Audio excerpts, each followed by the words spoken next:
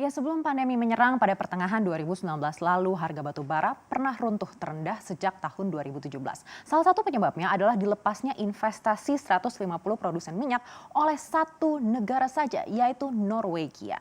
Dana pensiun Norwegia memang dikenal memiliki pengaruh besar pada pergerakan bursa di dunia. Berapa sih nilainya dan bagaimana investasinya di tengah pandemi ini? Selengkapnya akan saya paparkan dalam Rugi Jumbo, Raksasa Dapen Global.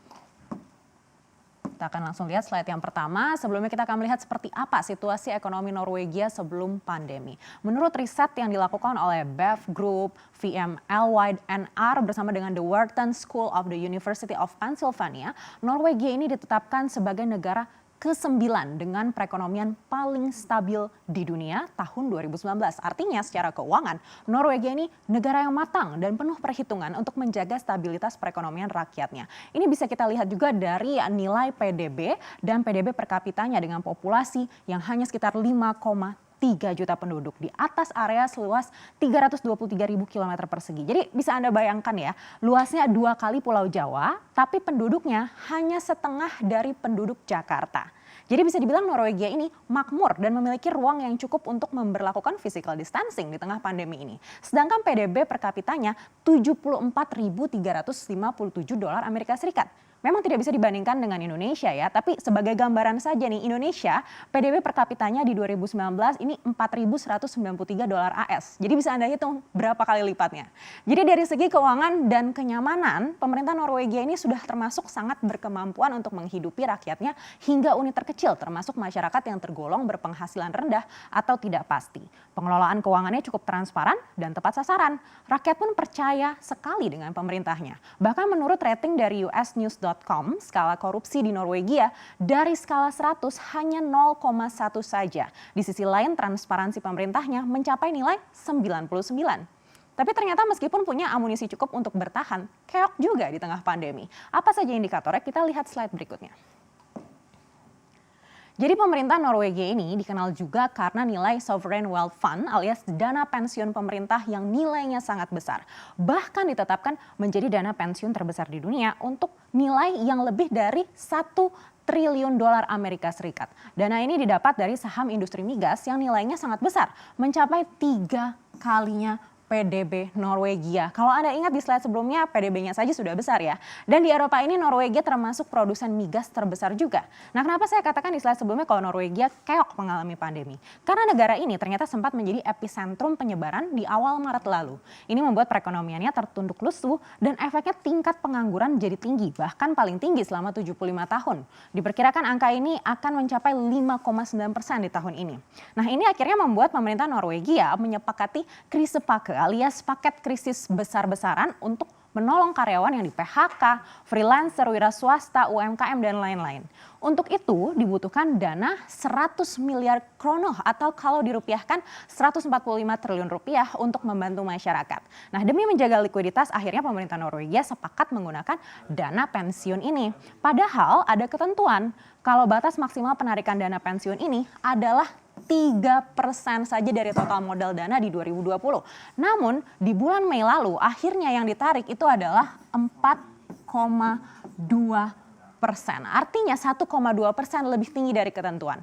Kalau dibandingkan tahun lalu ini sudah 2 kali lipat penarikannya.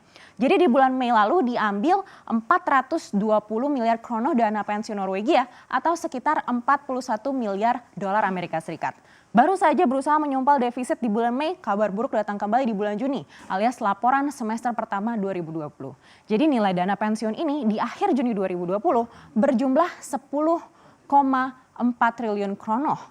69,4%-nya diinvestasikan di ekuitas, lalu 27,6% di fixed income alias obligasi, dan 2,8%-nya ini di properti seperti real estate dan lain-lain.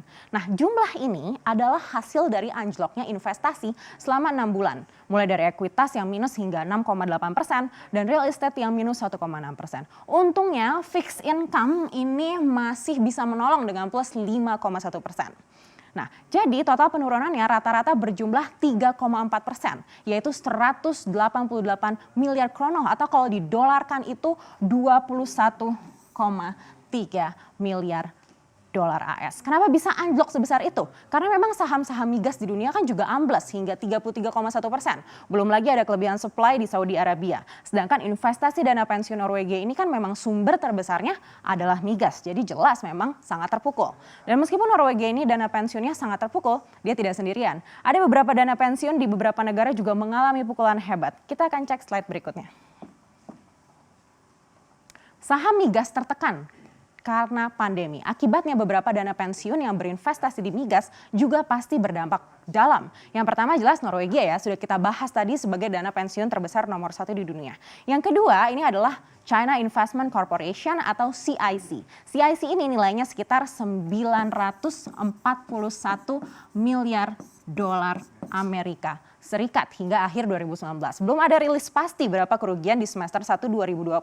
Tapi tersiar kabar kalau CIC ini mengalami krisis kepegawaian sejak April 2020 di mana 3 pimpinan eksekutifnya sudah mengundurkan diri, diikuti 17 kepala tim dan juga jajaran direksi di sepanjang pandemi berlangsung. Ini terkait dengan melemahnya return investasi CIC akibat perang dagang dengan Amerika Serikat, ditambah lagi pandemi yang berasal dari negaranya yang akhirnya menyebar secara global. Bahkan disampaikan oleh salah satu sumber pimpinan CIC, krisis kepegawaian perusahaannya ini telah mengancam seluruh aspek perusahaan.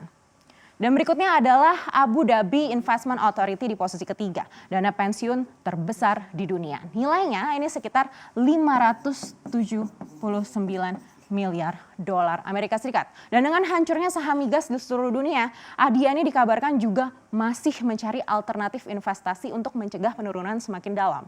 Memang tidak disebutkan secara spesifik berapa kerugian yang sudah dialami, namun secara keseluruhan Sovereign Wealth Fund yang bergantung pada saham migas di Timur Tengah dan Afrika diprediksi telah mengalami kerugian hingga 225 miliar dolar AS di ekuitas selama pandemi ini.